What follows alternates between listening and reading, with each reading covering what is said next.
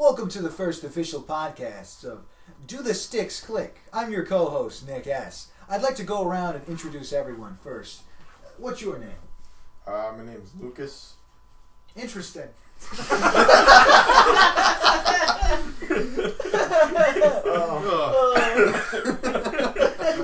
Don't leave such a large pause. And I'm Damian. Mm-hmm. My name is Matthew from the TheBoneHeadClan. Sure you are. All right. My flow. Some things you should know about me. My favorite game genre, like fighting games mainly, and I guess like brawlers in one specific case. I love Smash Brothers, but I like games like Tekken. I like long walks on the beach. I love Soul Calibur. I like pina coladas. I really caught in the rain. My favorite flavor ice cream is strawberry. Yeah, that's about it. On to you. I'm Tom, and you may know me as the creator of the hit web series Super Smash Bullies. Oh, God. My name is Tyler. I actually created Super Smash Bullies. Head over to my channel, Blue Resner. Follow me on Twitter. Follow me on Facebook. Follow me on Grindr. I love Portal. Portal is great. I would totally have sex with Cave Johnson.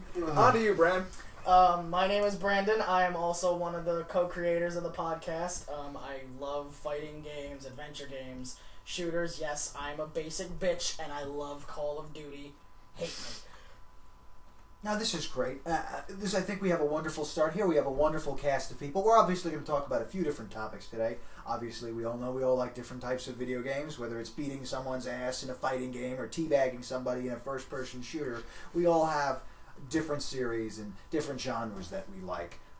My personal favorite would probably be the entire Halo franchise. You know, the fast-paced action, shooting, bullets, beating someone in the head until you get your health back. Absolutely wonderful, creative stuff. And I think we should all take a turn, really talk about what our favorite series is, what makes it our favorite, and what our favorite game in that series is. Why do we love what we love so much? Brandon, why don't you take the reign here? Well, just for pure nostalgia's sake, I always bring this up when we're not on the air. My favorite video game series of all time is still to this day Devil May Cry. Not counting the new one. Jesus H. Christ. Why don't you tell us why? One word. Squirrel semen. Wait. I'd have to agree.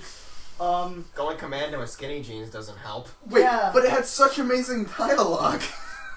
like Fuck you! F you! Fuck you! Now on to the censored version of the podcast. Sorry about that, kids. Will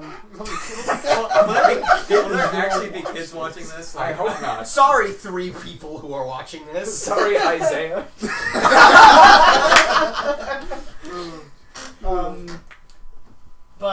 Yeah, the real reason I hate that game is they just completely shat on everything the series had.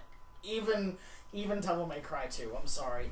I'd rather play Devil May Cry 2 for the rest of my life. Let's hear a little bit more about that. What Let's makes really Devil May beat Cry? this to death. Yes. Well, we're not here to beat the dead horse. Capcom's been doing that for years now. We really want to delve into what makes Devil May Cry so great for you. Well, just pure nostalgia. It was the first video game I ever watched my brother play, the original Devil May Cry on the PlayStation. Back when it was the fat PlayStation, so that's how you know how old, how way back this is going. Adding on to that, you know it's old when he says, that's the first game I watched my brother play. Well, I didn't really play many video games until I was like probably 8 or 9 years old. I watched my brother play this when I was like 4. Oh. So this is old. It's the most educational video game out there. Exactly. I was gonna purify your dark soul. With light! Yes. And ever since watching my brother have that much fun playing that game, I guess got hooked on it, just trying to learn how to play it. And especially in the later series, with Devil May Cry 3 and Devil May Cry 4, that's when I got hands-on and just really started to play the shit out of these games. It just stuck with me ever since. I definitely understand you there. I used to play games with my brother all the time growing up, including the Sly Cooper series, again, Halo, and even SOCOM for the PS2. Very complicated, does not age well. Had several sequels, I think. Some of them increased, right? Some of them decreased in quality. But overall, yeah, I know exactly where you're coming from. Well, what about you, Tyler Lou Resner, the real creator of Smash Bullies? Of course, of course. Ignore the fact that I wasn't in the first Smash Bullies. I made it. You were too busy writing the second episode. I was too busy spouting creative genius. Like it sucks. Like it sucks. Yeah. Absolutely. You don't want to give yourself away right away to the audience, because then they'll just lose interest. Yeah, exactly. You gotta keep the carrot under the box. Wait, no. You keep the carrot outside of the... Whatever. You're a I genius, like Portal. Particularly puzzle games and strategy games. I love Civilization. I don't think I've ever won a single game of it, but I love Civilization. I have a reputation among our group of being the worst at video games, art, and just about everything else that a human can do. I'm basically a walking pile of crap. You're actually a good writer. Yes, you're a very, very good writer from what I've read of yours. Well, stroke him in more. fact, you're so good that nobody even knew that I wrote the first Smash Bullies. I basically hypnotized you into writing it for me. You didn't even know you were writing it. I didn't even know it was happening. Ultimate shadow writer for that series. I'm the shadow writer of everything. You may know me by my other name, Stephen King.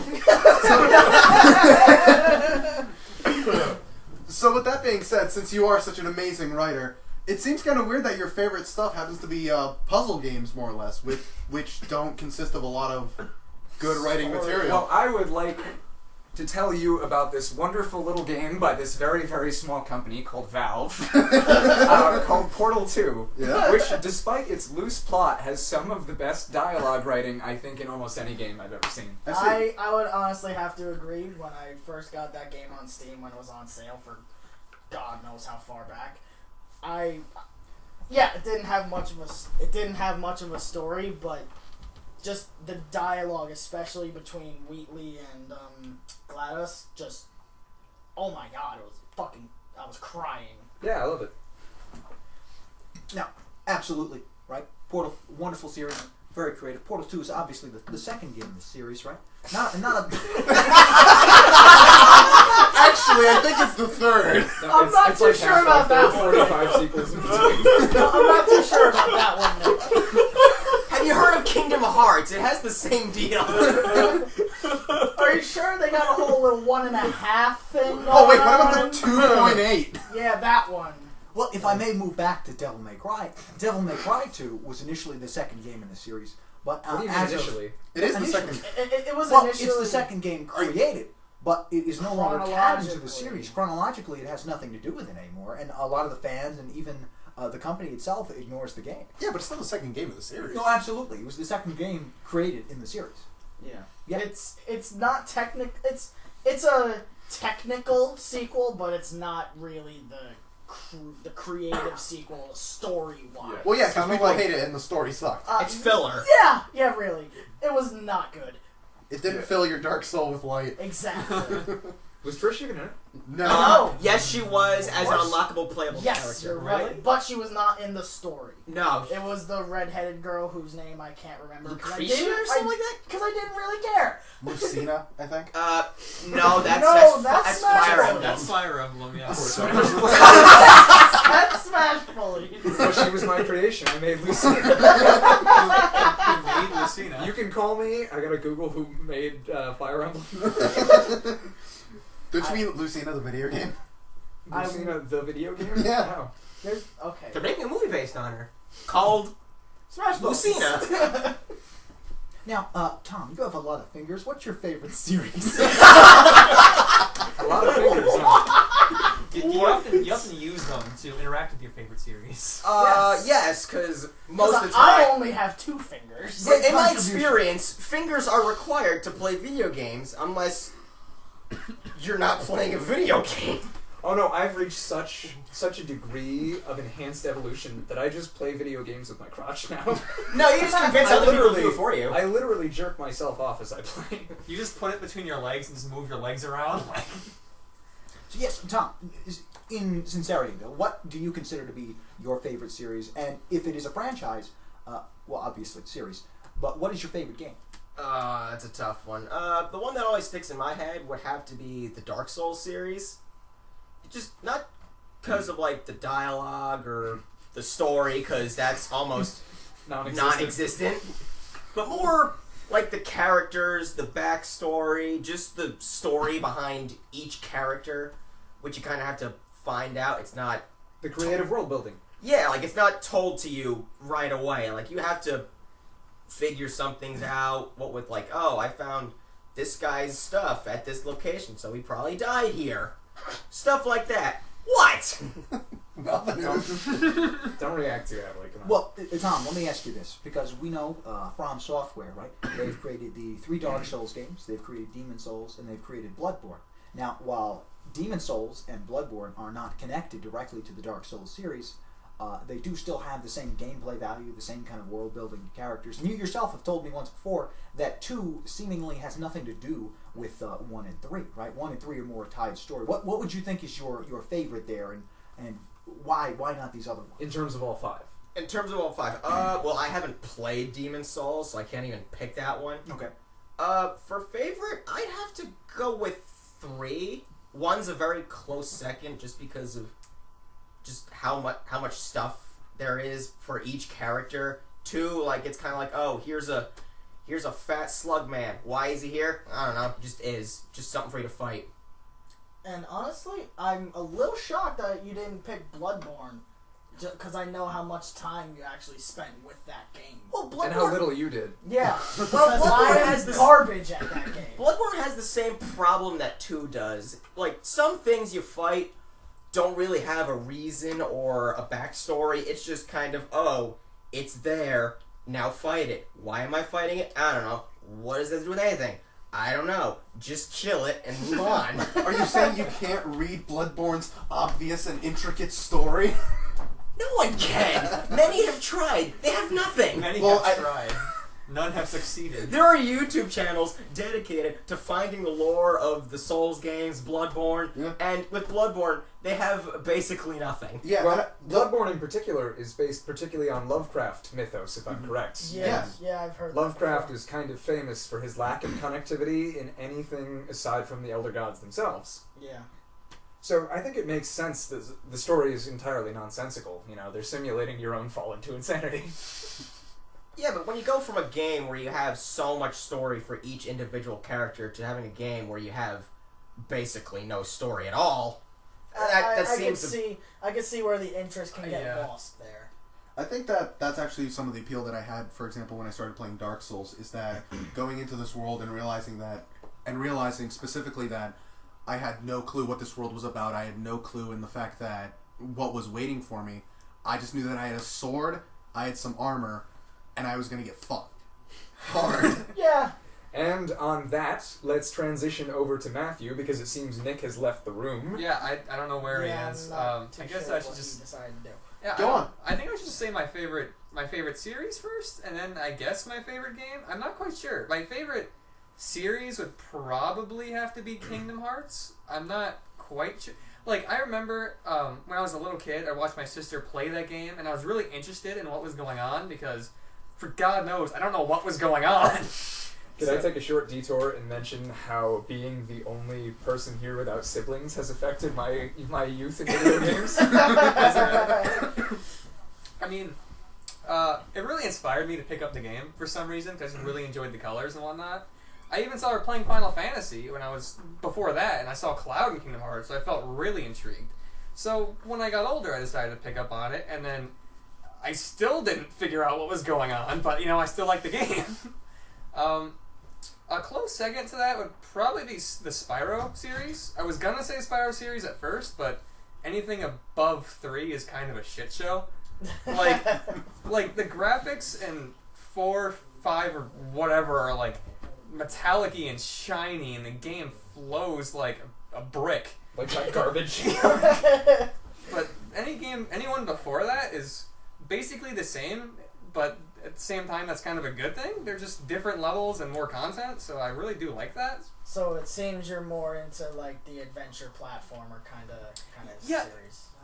It's weird because like I really do love fighting games nowadays, but with Spyro and Kingdom Hearts, I really do enjoy the platformer and like hack and slash kind of aspect to it. But I kind of transitioned away from that as I got older. So now I play like I like to play Smash Brothers more often than not, and if anything else really. I really don't play anything else other than that. All right. And the fact they haven't released a very good Kingdom Hearts game in a very long time. Ever since 2. I'm gonna love 3. I don't care if it sucks. I'm gonna get it. All right. Hey there, Wonderful Mel. contribution there, Matt. I'm glad I was here to hear the end of it. We already sold you out. Yeah, we already told them. I already mentioned that you left the room. So. I know. Obviously, we all know that I wasn't talking. There was a lack of quality for a short period of time. Damian, why don't we move on? All right. So there are always two contenders for my favorite types of games and favorite series. That would have to be hack and slash and open world action adventure games. My favorite hack and slash was indeed Devil May Cry. However, since we've already discussed that, I'm gonna have to go to my favorite open world action adventure game, and that's gonna have to be the Witcher series. The Witcher. Yeah. Overall, what I loved about the series is the sense that it was a kind of fantasy type game that you can really delve into, and even though it is not necessarily something like, say, Skyrim, which is also a high contender for that category, it still gave you more meaning. It felt like there was more depth because you weren't stuck as whoever this person is. You know, you're very limited when it comes to a game like Skyrim because there are only so many things you can do without getting too convoluted. Whereas Witcher, everything was planned around the main character, Geralt. And so all his responses were a little bit based off you because you get to choose what responses you have. And you get to choose how necessarily you go about a certain situation. So you really did feel as if you were in his shoes, and you really did feel like you were this great monster hunter in a fantasy realm. Not to mention, it was one of those few open world games with a very enticing story, which sadly nowadays you don't get as much. Now they're more about size, scope, and Loot boxes. Loot boxes. Yeah, loot boxes. Let's not forget how pretty the water looks. Yeah. Yeah. The water graphics are very We'll get to important loot boxes later. And I did want to ask you. hair Yeah. graphics. I'm not really too big a fan of the Witcher series. For some reason, I just never really could get into it. But since you did mention my favorite series as well, I wanted to see if you had possibly a different point of view as to why that series is so special to you. Okay, well, the main reason why I find it so special is because I actually did read one of the books, and that is what prompted me to want to start playing the game. Because what I love more than reading is killing a goddamn monster in a video game. And that being said, just seeing all these characters that I pictured in my head, seeing all these characters and places finally visualized, it was a very interesting feeling. But from the perspective of a gamer who has not seen any of it, it is still a interesting world to say the least. However, the problem is that if you're starting chronologically from the first one, then sadly, it's not that great experience. A lot of people praise the third one because the third one is really when they hit that nail. But the second one was also praised as a very good one. However, it didn't reach that same fame as the third one. Because for the third one, they were really planning to go great heights. I would like to say that I think when the Witcher series started out, it started out as a team who wanted to take an idea, right? Take these books that the author wrote and bring it to life in a certain way. And I played The Witcher 2. I didn't play much of it. I thought it was a bit too complicated. I didn't understand. The world didn't really envelop me that much. But just seeing The Witcher 3, how beautiful it looks, how wonderfully crafted it is, it shares a fair few similarities to the Fable series, being the open world, being the choices you can make. And that gives me interest to go back and play it, because you can even see with the company CD Projekt Red, throughout their times making The Witcher 1, The Witcher 2, and The Witcher 3, they went from a game that they just thought would be a neat idea to something they really wanted to improve, to making a true quality, you could say, AAA experience. And I think that's very, very impressive and very interesting to see. Given the fact that they had a fairly small team, when you're comparing something like the staff of people who made GTA or an Assassin's Creed game. Absolutely. I mean, their studio has obviously grown over the years, but definitely when it started, it was a much smaller team. Yeah, I would have to agree that I think that The Witcher 2 was more of almost a cult kind of game versus when it went to the third series, the third entry in the series, it really just exploded, almost like in a Skyrim-esque kind of way. It was everywhere. I would definitely say The Witcher 2 is when I first heard of the series. I would not have known that The Witcher 1 existed at all to begin with, right? And when The Witcher 3 came out, it very much popularized the Witcher series as a whole. Wonderful. Thank you for your contribution. Let's move on. Lucas, you have a lot of topics I'm sure you'd like to talk about. You share a lot of them with me, so I think we could just move on from you. I'm joking. Go ahead. Plain and simple. Favorite types of games are shooters and fighters mainly. For shooters, definitely my favorite series is Halo. Anything before Halo 4, after that kind of just blows. Should be taken out of the canon. And favorite fighting game, probably Soul Calibur 4 and 5, or 2, because 2 you can play as Link on the GameCube. It's kind of neat. My favorite game is most of the Soul Calibur series. Yeah. You know what? They're all like the same thing with different characters. So. No, you just take all the discs together. Yeah, just take the disc together and put it into the console. See what Just do happens. like a pie. Just cut them in pieces. You know, just glue them together. Yeah, Make they're your own the same HD game. collection. Yeah. There you go. They're the same game. But definitely favorite Halo is 3. Close seconds 2, then Reach and ODST probably, because 3's story is, I think, flawless and is the best sequel to any game I have ever played in my entire life. Now, maybe you could elaborate a bit, because you talk about your two favorite series. One, they're both very drastically different. One, obviously, has a strong campaign, right? Strong multiplayer, right? But yet, a fighting game is very one-on-one, right? It lacks that online social aspect. And Soul Calibur, as you said, has stayed mostly the same, right? Some people would say they're basically the same game. A lot of people have criticized Halo for changing. So, what's your standpoint on that? What do you think is too much change? Where is that good stand where you say, I like this improvement, I like this change, or this is too much? When I think it's too much when they turn a good series such as Halo into like almost a completely different game. Like Halo was pretty much the same game up until ODST, and Reach changed a little bit, but it was still the same core Halo franchise. And then when 4 came out, it was basically Call of Duty with a Halo skin, and then now 5, it's like squad based and weird. So like it's just, and the story sucks now too. Before, the story was interesting. It would take you and like throw you in, and you like love the story, you know. But now it's just garbage. Well, look, what? It's just garbage.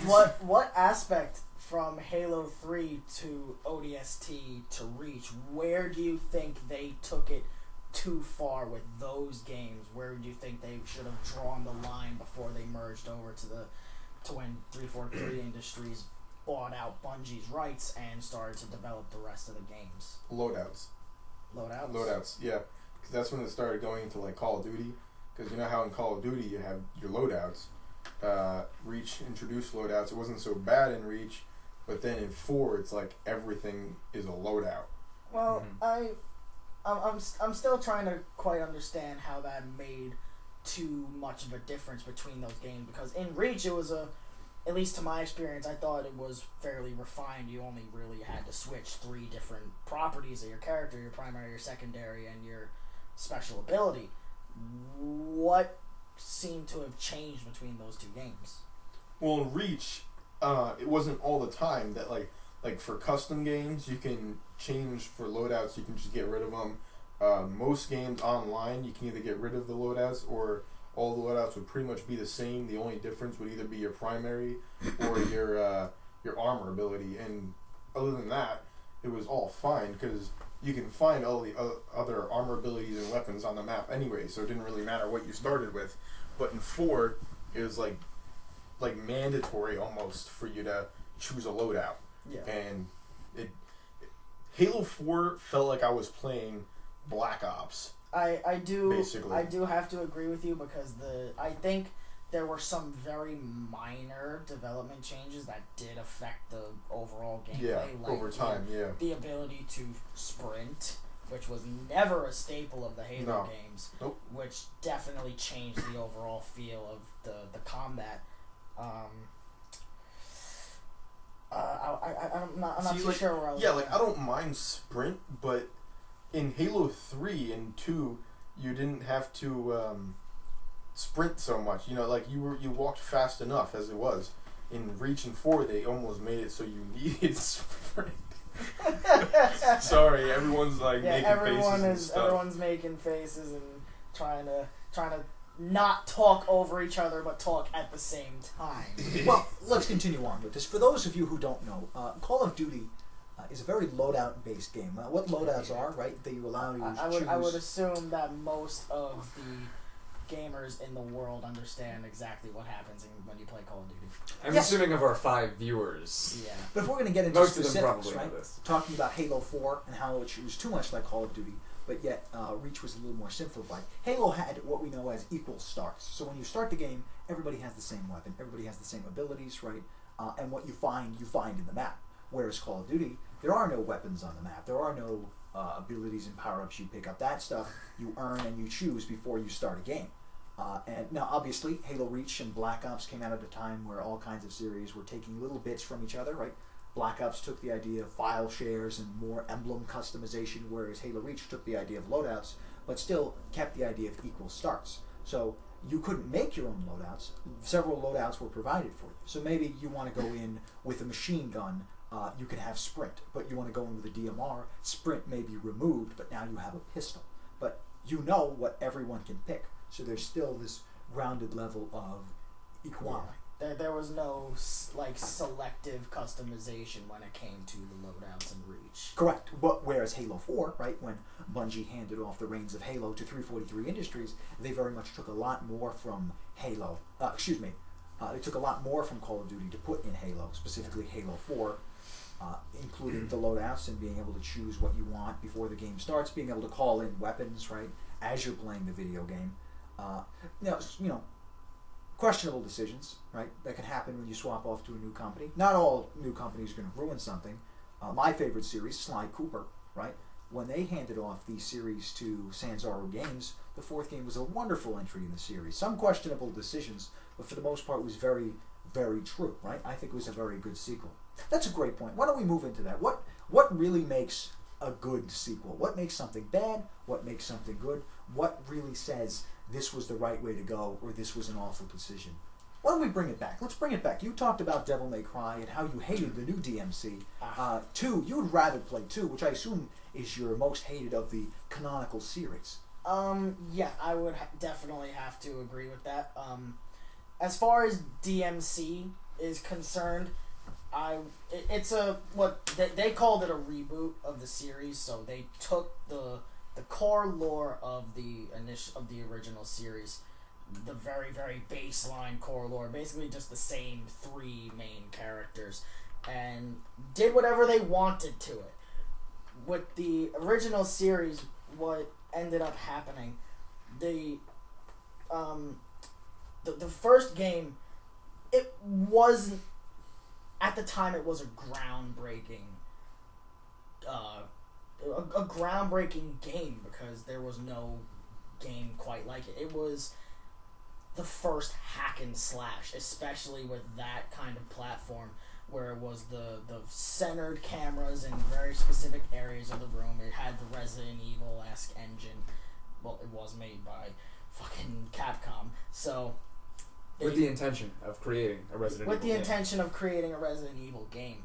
But they decided just to see if they could tweak it around and make it a little more fast-paced. So absolutely there were some things that, going back, maybe they didn't hold up as well or they're a bit questionable. But Yes. being as it was such a unique game, it spawned a new kind of genre, right? The hack and slash. But that's not your favorite in the series, right? Your favorite is the 3rd game, correct? Yes. It is debatable between the 3rd and the 4th in the series, just because of some polished aspects of the actual gameplay. But the 3rd overall is my favorite out of the series because it did introduce the what's it called? Damian, help me out here.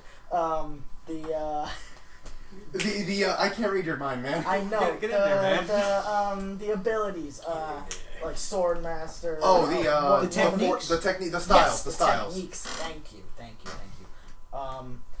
It introduced the technique system, and Skills and stuff. that in and of itself completely changed the gameplay of the series. They still kept the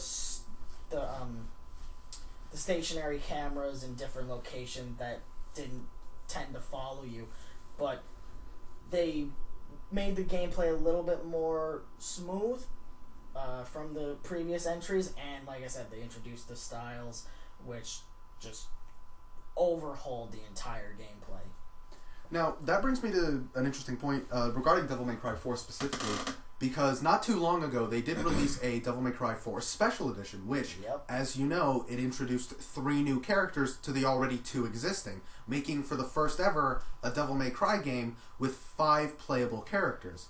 Now, I remember that early, when Devil May Cry 4 was released, it got a lot of backlash for being lazy, or for the same fact that you essentially go back through the same map fighting the same bosses that Nero fought, just as Dante this time.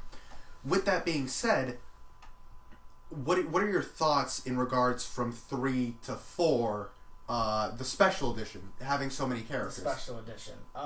With regards to the Special Edition, well, first I want to address the claim that the game is lazy. First of all, for it being one of the earlier titles on the Xbox 360 initially, it was a dazzlingly beautiful game for its time, for how early on this system it was. We haven't seen graphics with that kind of detail, with that in-depth focus on just the graphics alone. They did switch around the technique system, especially on Dante's part, where you can have it switch on the fly, which I think was an improvement, but it did take away a little bit from the experience, because being able to switch on the fly, you couldn't hone in your strategy for certain fights, for certain maps, for certain bosses. Tom, you have something to say? Tyler, you have something to say? Or this is more a broader point, an observation that relates directly to the topic. From what I can tell from what the two of you have said so far, and what I was going to bring up actually regarding the Portal games again, is that a good sequel seems to add features that enhance previously existing features. The styles enhance the level of gameplay. In Devil May Cry, the number of weapons enhances the variety. Say with Portal, the length of the game changed. There was much more dialogue and script writing. Yeah. There were new elements such as the gels and things like that. So, what I'm getting from what we're saying right now is that the heart of a good sequel is enhancing the first one, not necessarily doing the same thing or doing something wildly different. I would definitely have to agree with that. Being as though Portal, at least from what I know, the original Portal played more like an indie game than anything. It didn't have too much of a fleshed out story. It did have an absolutely hilarious antagonist. But once they brought up Portal 2, that was when they really took it above and beyond. Yes, the gameplay was still the same, but they did have more intricate levels, a couple of different little abilities, like you said, with the gels. You have anything to contribute towards that end? Since actually, I've got something. Because sheer development. Actually, I got something. I got a question specifically for Tom. You said that Dark Souls 3 was your favorite, correct? Yes. Now, Dark Souls and Bloodborne do have a similar gameplay mechanic in the sense how the movement seems very similar. However, the main difference is their weapons, the style. Now, what would you say is the specific reason why you enjoy Dark Souls more than Bloodborne? Well, for Bloodborne, the gameplay with that is much more fast-paced, which is very different from the Souls games, and Yes, although I like the combat better to an extent, but also in Dark Souls, like, one thing that's very obviously different is the amount of weapons you can get. With Bloodborne, I think there might be like 20, 30 weapons, but in the Souls games, like, you can find weapons basically everywhere. Like, just about any weapon you see an enemy carrying, you can conceivably get at some point. Oh, alright. So they actually kind of removed weaponry, in a sense. Like, they kind of restricted you further down. I know it's not necessarily part of the series, but it's like when you make a game much later, you should add more to it rather than take away. I know something that someone once said is the best sequel is the same game again, which is 20% better, right? And that That's an interesting phrasing. That is definitely. I would have to say that is a little bit of a controversial statement. I would for say some people in the room. Quoting another very large, promiscuous man, not down to a T. But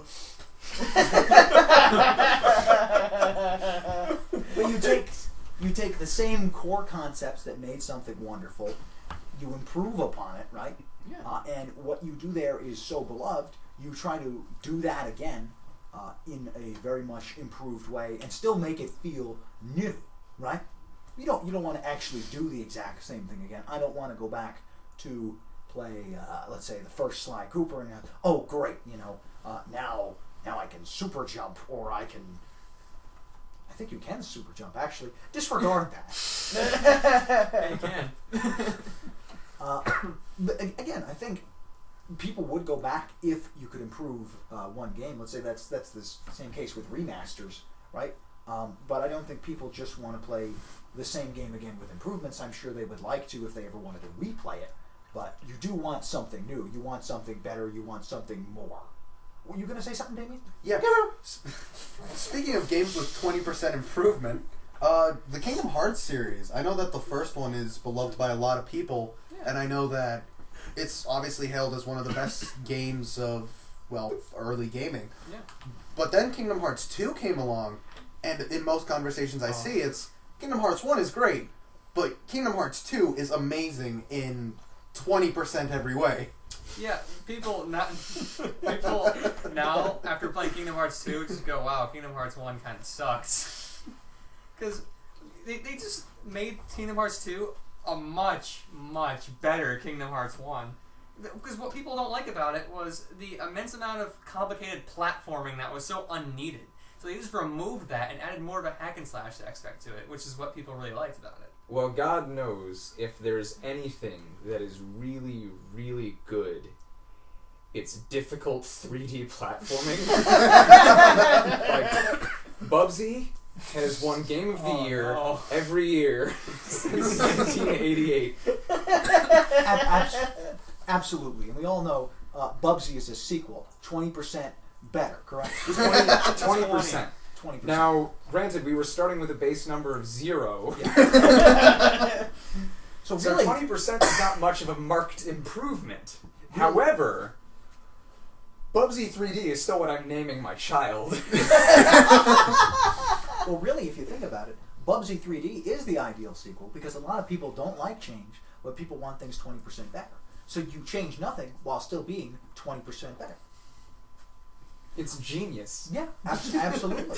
I don't even know who made Bubsy, but I'm going to go find them and give them a hand job. Okay. Now let's move on from that retarded point. I would say, in my personal opinion, right? But saying opinion really means nothing. What makes a good sequel you have to be engaged again in a new way. You cannot see the first thing. Whoops. You cannot see something for the first time twice. You cannot experience something for the first time twice. Yeah. So while you may be experiencing that same old ideal of, oh, this is so cool, I get to go super fast while shooting people and curving bullets, right? Well, it's got to be a better feeling. So while it could still be that, it has to feel better, it has to look better, it has to wow you again. It's not going to wow you the exact same way, but you might get the same feeling from a different version of it. Bless you. Bless you.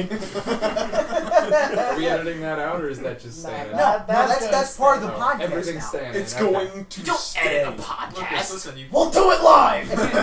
This is We'll all try yours. with Saturday night. You can't sneeze. I did want to ask a Too late. question based Sure. off of the point that you just tried to establish. Just trying try? to establish. Yeah. I guess I'm a complete failure. Huh? Yes, I believe you are. Excuse me, I'll go kill myself. I did have a question that I wanted to pose to this little discussion we're having. Is there a game or a game in a series that you really just remember just blowing your mind, just amazing, that you regret going back to play a second time? Great question there, Brandon. I don't have an answer, so I'm I- going to throw this to I have a pretty strong response for that. Yeah. When I was younger, I had both of the TAC games. Nick's running actually came up on the waveform, so I know for a fact everyone's going to hear that. Yeah. That animal. As I was younger, I had both of the TAC games.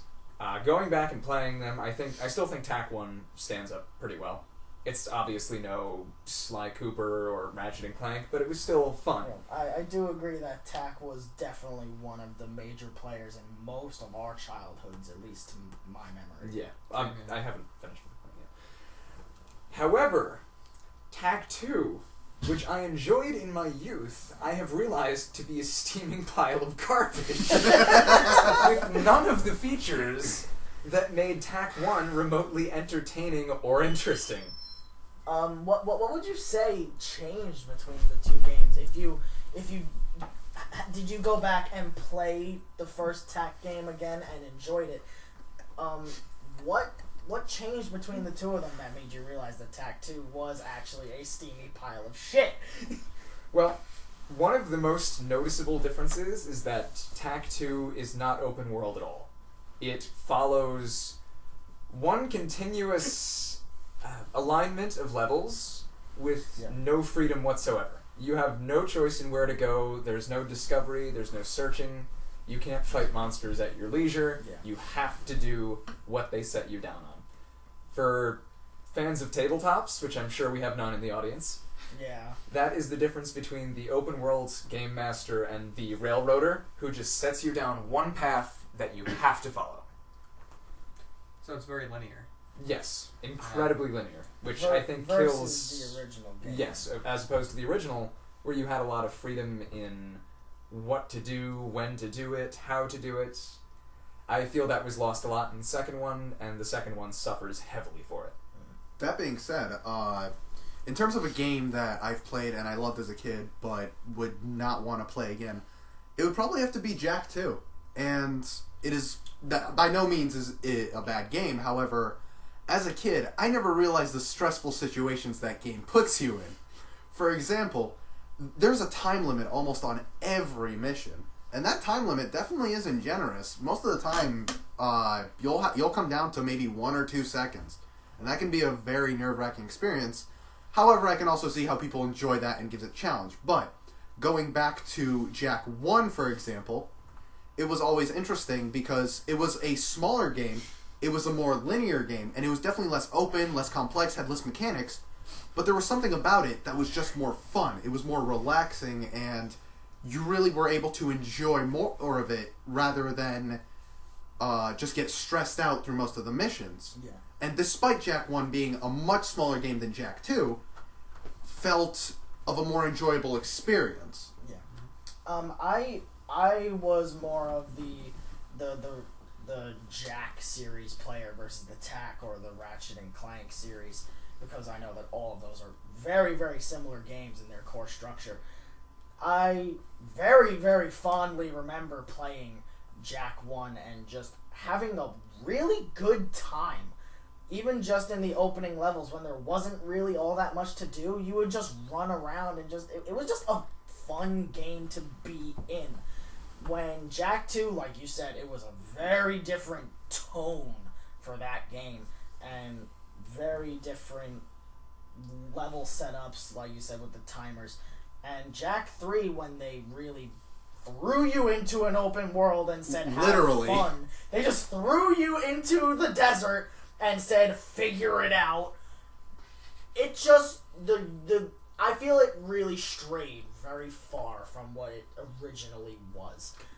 But I don't feel that was a something that really harmed that series. No, I think that the Jak series is great. However, in terms of going back and playing something a second time, I've experienced Jak 2 once. I'd rather experience Jak 3 twice. Yeah. And I'd rather experience Jak 1 multiple times. I would have to agree. I definitely will say, I very much enjoyed the first Jak and Daxter game. And when I played 2, I thought to myself, what the fuck happened here? You go from riding fluffy animals to being Okay, wait. thrown in a dystopian prison. And Did tortured, you? yeah. Jack, Jak didn't speak through all out of the first game. And they and they finally made a give him... very clear point to be like, they just kind of glossed over that. They brought it up as a big deal once, and it just wasn't a big deal anymore.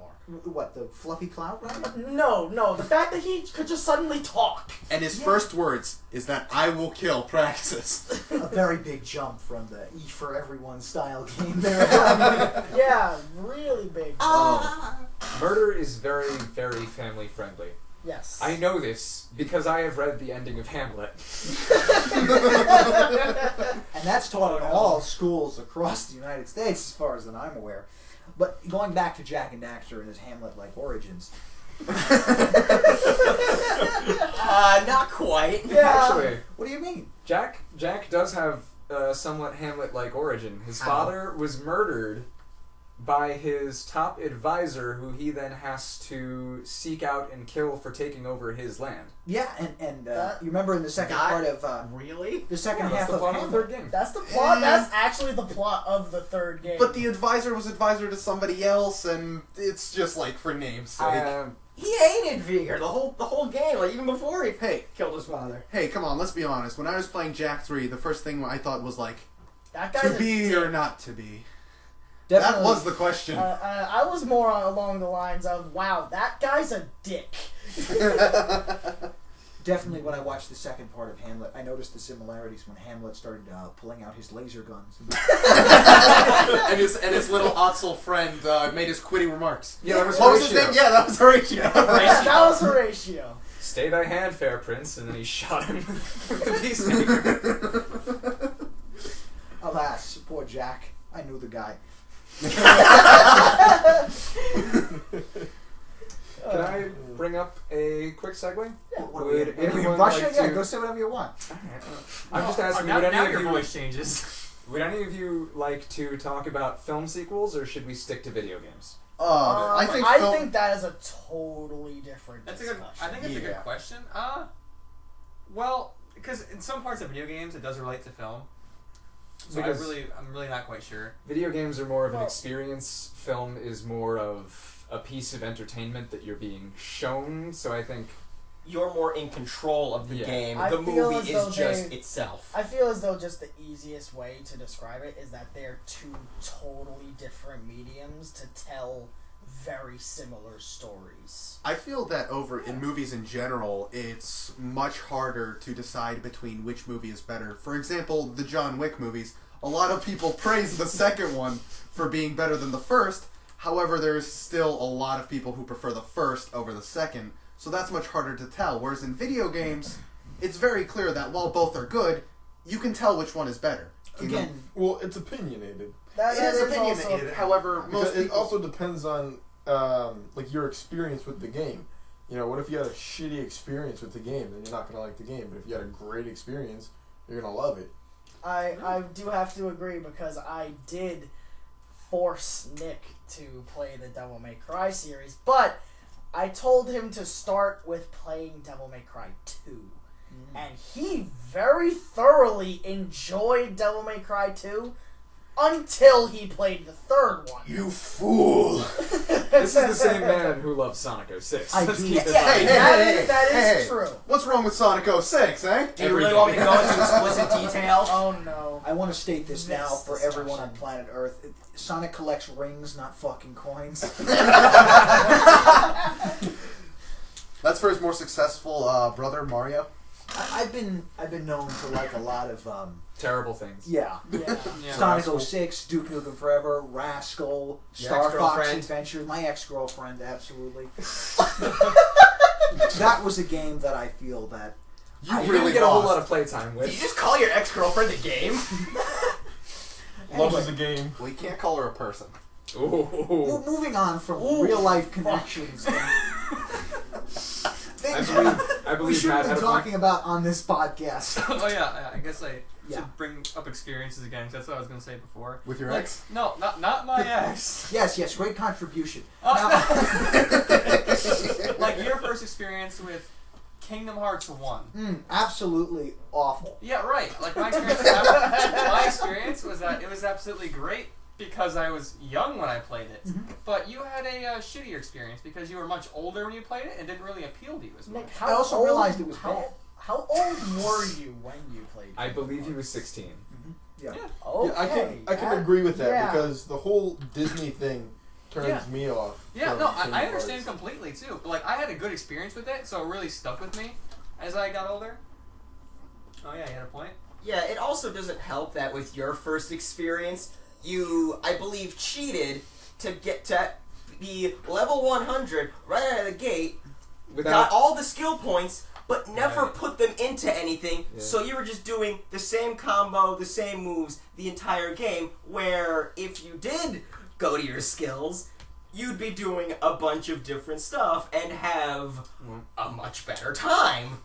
Having played the game the natural way without cheating, I personally do agree that I don't find the first game very entertaining. And this was when I was only 9 years old. Oh really? So even as a child, I did not particularly like the style of the game. So I think the kind of hack and slash RPG is a bit of an odd genre to jump into. It may not be. It may not appeal to certain people. Oh yeah, it was super odd. So you didn't... Oh, sorry. So, I mean, I gotta agree in terms of Kingdom Hearts 1, where when I played it, it was, there were some good aspects to it, but there were just a lot of mechanical issues, in my opinion, that the second one fixed greatly. And because of that, the second one might come off as easier, but it was also a more enjoyable experience to me than the first one, because the first Kingdom Hearts itself did have slightly clunky mechanics. Well, definitely playing 2, it more had its focus down. A lot of those games, where Kingdom Hearts, I feel, fits into the sort of genre on that PS2 had, where you had the platforming games, such as Sly Cooper was a stealth platformer mix, Ratchet Clank was a shooter platformer, Jak and Daxter was action-adventure platformer, and Kingdom Hearts was a hack-and-slash platformer, but it also tried to balance RPG, and people realized the platforming part was the weakest. They dropped it, they focused on those two aspects, and that's why I think it became more of an enjoyable game. Yeah, But also, I think that is where the second game shines. definitely, it improved, it dropped what it didn't use. Obviously, I like the game, because I'm a huge fan of crossovers. I did not like any of the characters. The main character, especially Sora, very whiny, very annoying. That's something I think we should talk about. Annoying characters, good characters, right? What makes a good protagonist? Yeah, because Same, I right? I think if Sora you was think terrible. Sora was not a good protagonist, what do you think makes a good protagonist? Like, Or do even- you have an example of some of your favorite protagonists? Well, I'd say relatability is very important. As I said, Sly Cooper, right? I love Sonic the Hedgehog. I love Halo. I can't relate to Master Chief at all. I don't walk around shooting aliens in a big green suit of armor, right? But let's take Sly Cooper, right? He's very charismatic. He's very likable. He's a kind guy. I love stealing things. He steals things. I don't advocate stealing. I don't steal. I love sneaking around and stealing stuff, though. Just because I like it doesn't mean you should do it. Don't try this at home. Definitely not. He has Or a- anywhere. He has a smooth, sexy voice. He's got a nice group of friends, right? I think we got a good group of friends. He's here. great to the furry community. That's right. I'm definitely a Carmelita. Yeah, you're the Carmelita of our group. Which one of you wants to be my Sly? I'll be Bentley. I'll be Murray. Oh, we gotta bust your legs. Oh no. Oh, yep, it's over. I think more than anything, what makes a good main character is it has to appeal to the individual. Because if you can't relate with your main character, you're not going to care. Which I think, I apologize for stomping over your point, That's but alright. I believe also relates to the two types of popular main characters. The relatable protagonist as opposed to the hero, who clearly displays very unrelatable characteristics. For instance, I am no Superman. I'm barely even a Spider-Man. So I think that would be a more relevant idea for us to touch on. Perhaps the idea of some character being relatable, as opposed to them per se being a perfected version of the human image. The escapist fantasy, if you will. Well, I definitely say I don't think Sly Cooper is a great representation of the human image. But I know exactly where you're coming from. Going back to Witcher 3, for example, in terms of protagonists, you get Geralt, who is a fairly plain character. If you look at him by description, he definitely doesn't emote much, and in fact, he does say in the game that the Witcher mutagen stripped him of emotion. And you'd think that a character with little emotion wouldn't really be that great or that memorable of a character. However, I think what made him interesting is that because he had those lack of emotions, he was better to relate to the player, because he was most of the time an onlooker to these situations and these events of the world that was around him.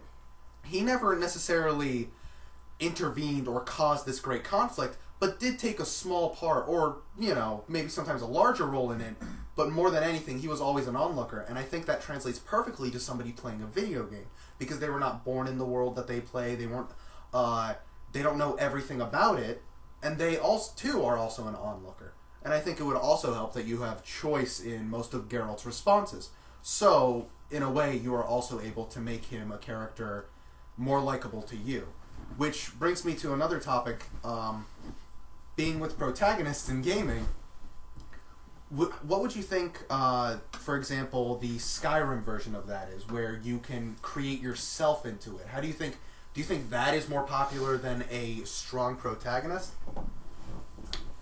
Well, as a bouncing point from that, I think this is the big distinction between, say, video games and any other type of media.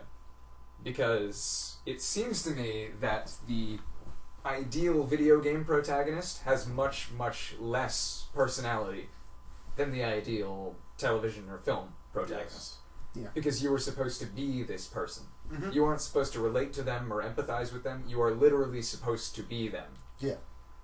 So I think that's a major distinction, is that could be a point of contention about whether or not you're looking for, say, a Nathan Drake or Sly Cooper, who has a lot of personality on their own, or your Skyrim main character, Balls Deep 69, whatever you name him, who shoots magic from his hands. All you can see is his hands, in fact. So. You know what you've watched. Oh, yeah. You It's shameful fucker. Sword Art Online Abridged, the ultimate in underground entertainment. Nobody's heard of that.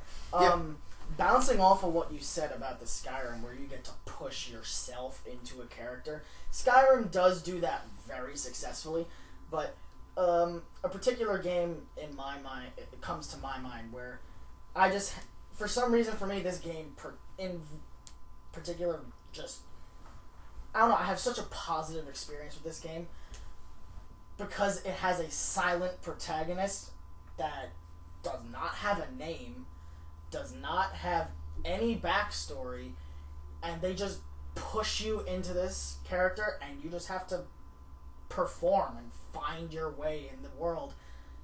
And this game is Journey. I don't know if any of you have actually played this game, but it was a small-time indie game that really just took off, especially when it hit the PS4, when they remastered it and made it look really, really good. But you start off in the game in the middle of a desert, you have no idea who you are, what you're doing there, and you have to figure out how to get out. That was a beautiful game, and I feel that is also the same kind of mystery that I got from the Souls game, which is a great alluring factor. Lucas, what did you want to say? I was going to say the whole thing with the protagonist not really like having a personality, I think is a great idea. Like in Halo, like in the first 3 Halo games, you know, Halo, Combat Evolved 2 and 3, Master Chief doesn't really say that much. He has like 40 lines maybe, not even, like 30 probably. Well, I know in Halo 2, he has a total of 8 lines. Exactly, he has like no lines. And as soon as Halo 4 came out, he had more lines in Halo 4 than he had in the previous 3 entries put together. And if I'm not mistaken, Halo 2 is the longest of the original 3. It is. Wow. Yep. Halo, right? Having Master Chief. Master Chief does have a personality. He does have an identity, but the main idea with his creation is for him to be a vessel for the player. Right? Much to the likes of Geralt from The Witcher, Gordon Freeman from Half-Life. Very different from someone like Sly Cooper, Nathan Drake. Very akin to Shell from Portal 2, who is completely silent. And you just get engrossed. They have no idea what's going on. You don't know what they're thinking, and you don't really know what to think. You're kind of just in it for the ride. Actually, let's explore that point for an example, because we've mentioned a lot of successful video game protagonists who don't emote a lot, who don't show much emotion. However, as you mentioned earlier, let's see the other side of that coin now. Let's see a lot of video game protagonists that are well known because they're so charismatic and likable. So say, for example, Nathan Drake, the original Dante from Devil May Cry. And also you mentioned Sly Cooper, and many very single-player based characters. Now, do you guys have any ideas as to why specifically those characters? I have a small observation about that, actually. I notice characters who tend to have more personality are on screen. Games where the characters have more personality are third person. Oh, you I can see them on screen at all times. Yes, that is correct. You have a really good point, actually. Like, you can see them, like, specifically in cutscenes and whatnot. They talk a lot more than the ones that are supposed to be just vessels for players. I believe that games of that nature, especially the Devil May Cries, your Uncharted games where they have real charismatic main protagonists, even the antagonists have charisma and they really draw you in with their performance.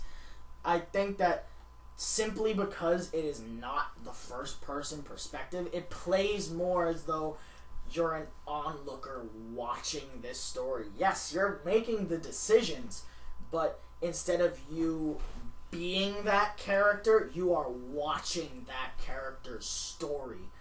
Almost as though it's a movie, but you get to contribute to the decisions that they make, almost as if you're like a subconscious of sorts.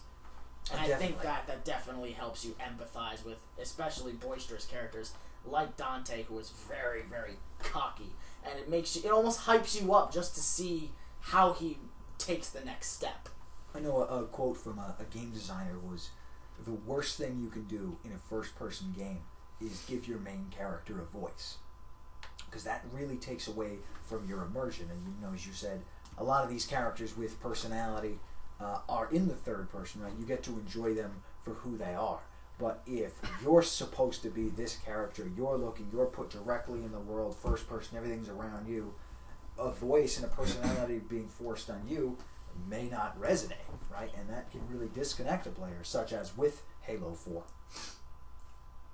Which is why I did also mention Journey in the first place, because you did mention Master Chief, you did mention Gordon Freeman, Shell, and I feel as though if you have those silent protagonists or near silent protagonists in Master Chief's case, that the fact that they give that character a name, almost that in and of itself kind of pulls you out just a little bit, just because you know that you're not that person, you are role playing as that person. Journey, I think, hits so hard in its message that you don't have a name, you are you, just in a different form. He made that game impact so heavily. Relating to that, I feel like the idea of the hero versus the protagonist comes up again there as well. That the hero is oftentimes the power fantasy. And I noticed that more often with, say, 3D games, where you can see the character at all times, ones where they have personality. Not as often with games where you were supposed to directly relate to the person, because although you're mowing down hundreds of guys, which is patently unrealistic, the stories tend to not be as grand because they can't force you down a certain path. You need to still believe what you're doing, but a character, you are more or less forced to believe. A particular example, you were, excuse me, a hero in that sense. I get very, very reminded of the Infamous series when you think of it in that aspect.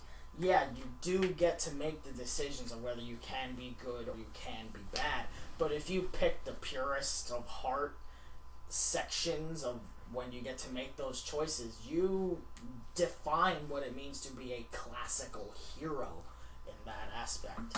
I gotta say, bringing up Infamous is a very interesting point because while I do love the gameplay and I do enjoy the games, I actually very much dislike their morality system, as they paint everything very black and white in that aspect. Yeah. And while some people are okay with it and some people enjoy it, it in a way forces you to act a certain way. For example, in Second Son, they give you two options to go into a mission: the good way or the bad way. However, if the first thing you ever did was something good, you don't really have a choice, because if you do decide to switch between good and bad and have that gray morality, you don't really get to unlock the higher level powers, Yeah. and that limits your experience. And I feel that a game that did do the morality system, a lot of flack for not being the best series as a whole, Fable. Fable has that really good morality system where you can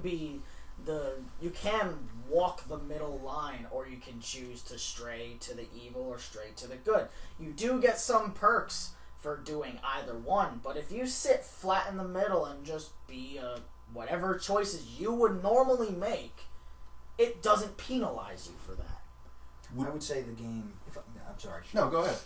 The game Shadow the Hedgehog, right? Oh god. Another example. You are a monster! Another golden example. Hero, villain, you decide. Shadow the Hedgehog allowed you to be the good guy, the bad guy. You could also walk a line between good and evil. But in that game, right, Shadow is a character with his own personality, his own story. And in that game, granted, you make the choice to whether do the good guy and kill all the aliens or be the bad guy and kill all the humans. But more or less, the story is thrown at you, right? Your decisions to be good or bad don't really lead you to an obvious path of, oh, this is what being a hero is, or this is what being the bad guy means.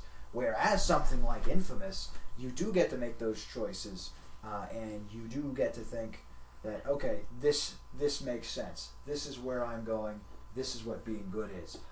Thomas, you and I played Infamous too, right? And you and I both chose different paths. I chose to be the good guy for the entire game, and you chose to be the bad guy. You managed to corrupt me all the way from almost pure good to bad in a very short amount of time.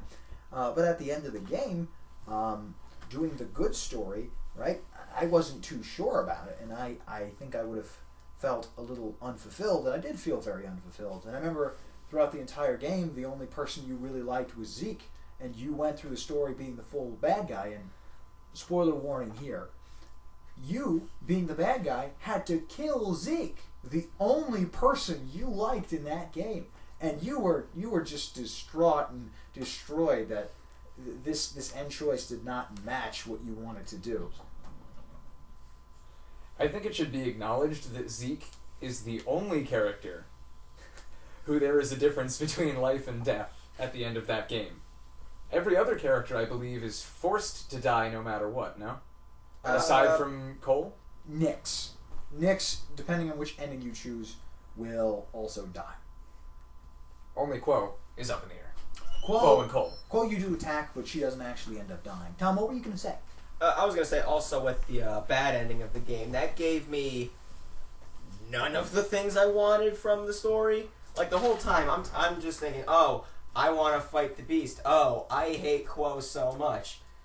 And oh, I like Zeke. And at the end of the bad story, I kill Nyx, who I like throughout the game, spare Quo, and work alongside the Beast and kill Zeke. It gave me the exact opposite of what I've wanted that entire time. And I would say I got the exact opposite of what I wanted, where at the end of the game, I disagreed with these ideals, these people who seemed like they were on the bad side, and these people seemed like they were on the good side. All of a sudden, their motives seemed swapped, so I was torn. And when I did the quote-unquote good story, I felt like, well, no, maybe this isn't the right thing, and I wanted to do this. And I was mad, and I wanted to kill Zeke, and I wanted to work with the Beast and just blow the hell out of shit. And I was very unfulfilled myself. Speaking of descending into absolute unspeakable evil, I think it's time that we talk about our friends EA. Oh no! Come on. Electronic Arts walked the line between good and evil, and they joined the dark side. Joined the dark side. They were always on the dark They side. started the dark side. They're They funding are- the dark side with microtransactions. They are And loot boxes. They are the ultimate antagonist. Oh. Talk about what makes a great primary character, what makes him a hero. Let's talk about what makes someone a villain, huh? EA, the consumer's greatest boss. And that's our time for this podcast. No, Brandon, please, we'll go on for a bit longer. Talk about these kind of problems in the industry, like EA, like microtransactions. Well, are we in specific? What are you doing? None of our listeners will be able to tell what's happening, but Nick has wrapped himself in a blanket, basically half naked, laying on the floor. I would like to just point out that fuck you. Nick, what's wrong with you? Not much. You must be tired. Let's talk about what's wrong with EA. Okay. Yeah, I was going to ask which developers you wanted me to point out first, since we are talking about our Lord and Savior EA Games. Savior? Challenge everything. Our false savior. Challenge everything. Let's yes. challenge. Our consumers. Let's challenge standards. Let's challenge quality. Remember when EA was good? No. No, actually. I very Never. vividly actually remember when EA was pushing EA some had some good decent games. Dead Space? The PS1 Harry Space. Potter games. And let's not forget Harry Potter Modern Warfare. Was that still EA? I have no idea. I believe I that was don't EA. know if That was that either was EA EA. or Activision. It's alright. If it's bad, we'll credit EA. They're an easy fall, man. But EA, No one will get mad. I believe EA did very much lose its. What's going on? Yep. Our Audio. our no, audio we're- waveform is yeah, just stuttering. It was Oh, okay. stuttering for a second. We're all good. Stutter like butter. Yeah, let's call What? it that. I think EA very much began to lose its way. What was the game? Jesus. Battlefront 2. Let's No, name no, the that was the that's- final nail in the that- coffin. That wasn't where it began to lose its way. That is where it accepted its fate and just jumped That's when off your the neck cliff. That's when your neck hit the hangman's rope. Oh, then let's start about maybe with their sports games. How they found out by updating, or not even updating the animations, maybe just updating the graphics, is enough to get a completely new $60 game and a yearly release. Are we then- talking about 27 straight years of Madden video games? Yes, that is exactly what we're talking about. Particularly the last, I'd call it 7 to 8 years, especially once the later years of the Xbox 360 started to roll around, when the graphics were pretty much at their peak, and nothing really could be improved with those games. Now, me being not being very well versed in sports games, just on looking and watching what happens with every single Madden game, I don't understand why people keep buying the same game with a different cover art. I think it's because those who typically play sports games, their margin for the people who play them aren't always necessarily hardcore gamers. I mean, it's obvious that there are complaints about, don't you vape? I think it's obvious that people have noticed this stuff. And let's be honest, sports games are always the ones that are easy to bash about yearly remakes, not much different. However, I think the reason why it's not so bad is because it's not predominantly played by the really hardcore gamers. The hardcore gamers have many other and different games to look forward to. Yeah. You It's could like definitely talking about Candy Crush. Yeah. I would definitely say that more of the casual gamer would go out, buy an Xbox 360, Xbox One, PlayStation 4, whatever console you choose, and pick up a Madden game and just play that. Mm-hmm. And that's really what a lot of people tend to do. They'll go online, they'll buy a used Xbox or a used PlayStation and just buy the sports game that they've been looking to play that they remember playing as a kid. However, that nail in the coffin was when they messed with Star Wars. Oh, lordy. Star Wars, I think I'll take a slight diversion to talk about how Star Wars is possibly the biggest franchise ever of literally anything. Yeah, probably. So Yeah. when you touch Star Wars, it really, really shows to everyone. Yeah. It is like if you were injured in the woods and you didn't want wolves to see you, so you set off a signal flare. Yeah. It's absurd. Yeah, it was definitely a miss. The first Battlefront game that they created was, I wouldn't say it was necessarily an awful game, but it was a very big stumble in that direction. They took a very good concept and had a very poor performance. Let me bring up the old Battlefront games. Now, the first Battlefront was a mostly multiplayer styled focus, right? It had a very, very limited amount of unique gameplay ideas, but the core was very fun. And then the sequel very much expanded the hell out of it. Creativity, content, capabilities, online, multiplayer, Special single, characters. special characters. Yeah. Whereas the new Battlefront games are merely a cash-in on the old name, and all they do is play like EA's other series, Battlefield. They just play like these modern Battlefield games with a Star Wars skin. Now, while the core gameplay itself may not be bad, it might even be really fun, it's lacking in content and it's lacking in variety, and it's being bogged down by these microtransactions. Very repetitive. I will argue with that in the Battlefield sense, because if they gave us Battlefield with a Star Wars skin, I would have enjoyed that much more than what we got. Because what we I got, would have to agree, yeah. because what we got was a closed area, teleport into vehicles, whereas in Battlefront, you had Battlefield, I'm sorry.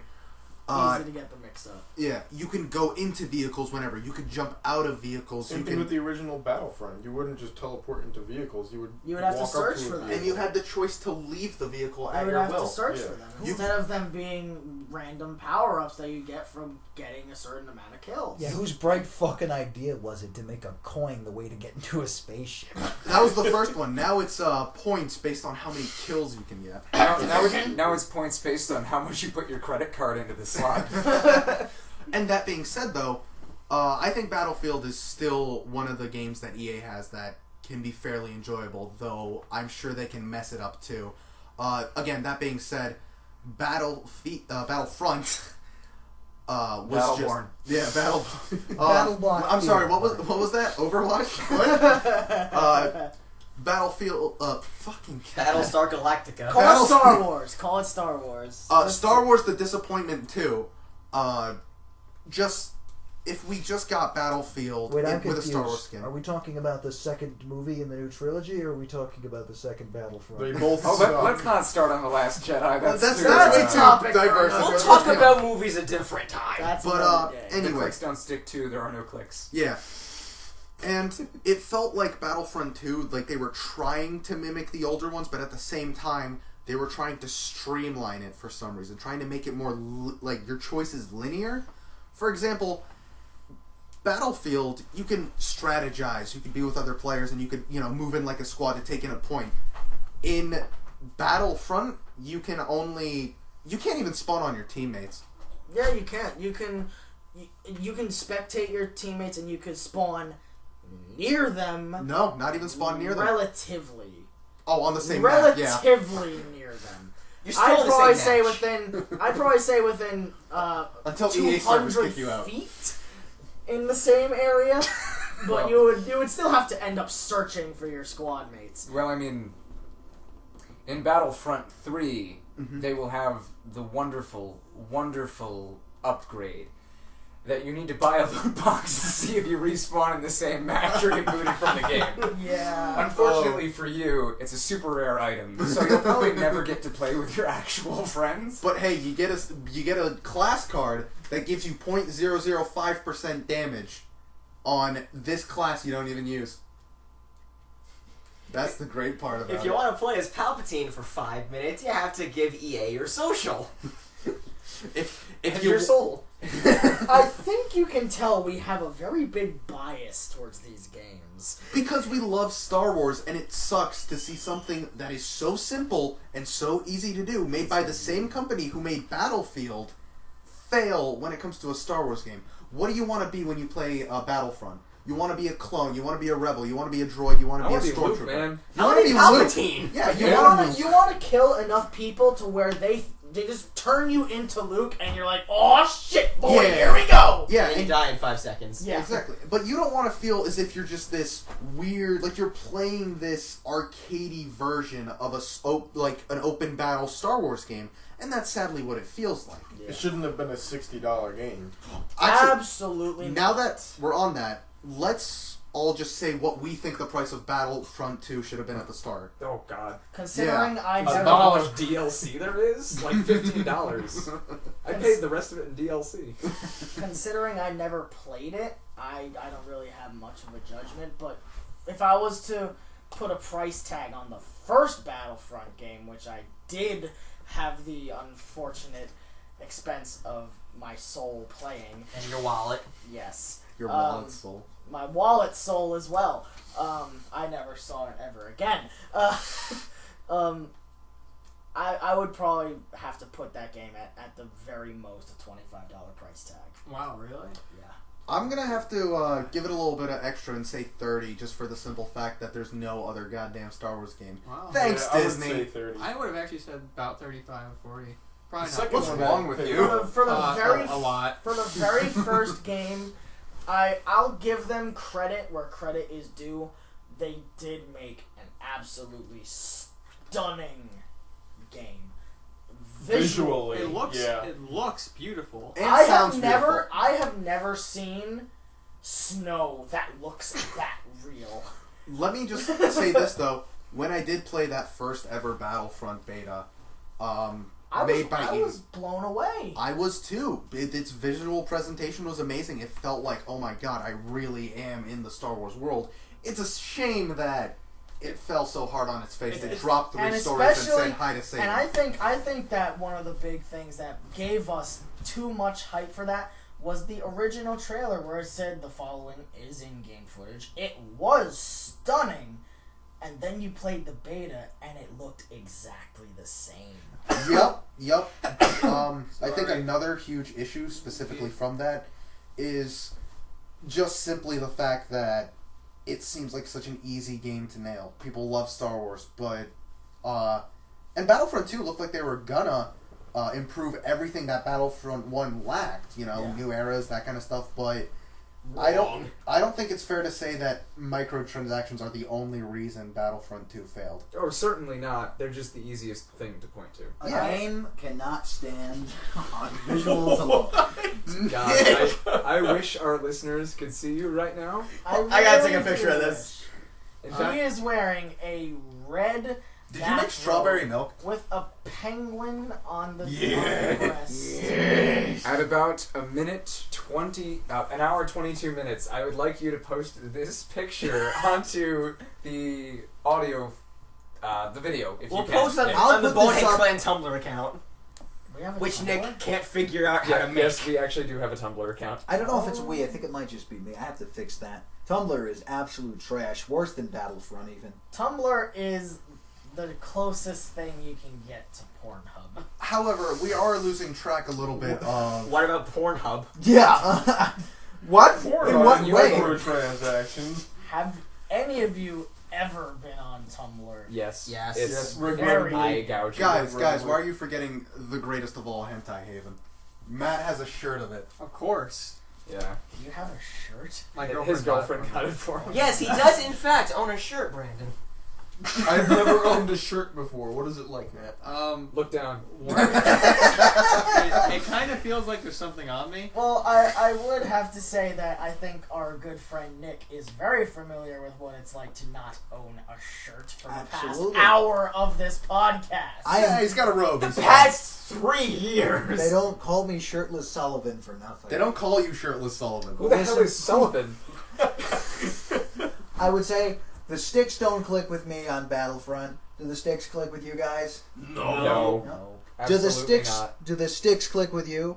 I think we should spread these discussions around as much as we can, get opinions from people around the world. Yeah. Before we wrap up, would anyone like to add any points on any topic we've mentioned tonight? Or just in general, anything you feel? Stop buying EA games. Okay, Nick, why do you like Sonic 06? okay, moving on. We're not going to be discussing Tyler. that one today. How do you feel? How do I feel? Yeah. Just how do you feel? How do I feel? I feel pretty good. No. How do Tell you, us how you like, feel. how do you, This is really going to be the how do ending you of it, isn't it? feel? How do I feel?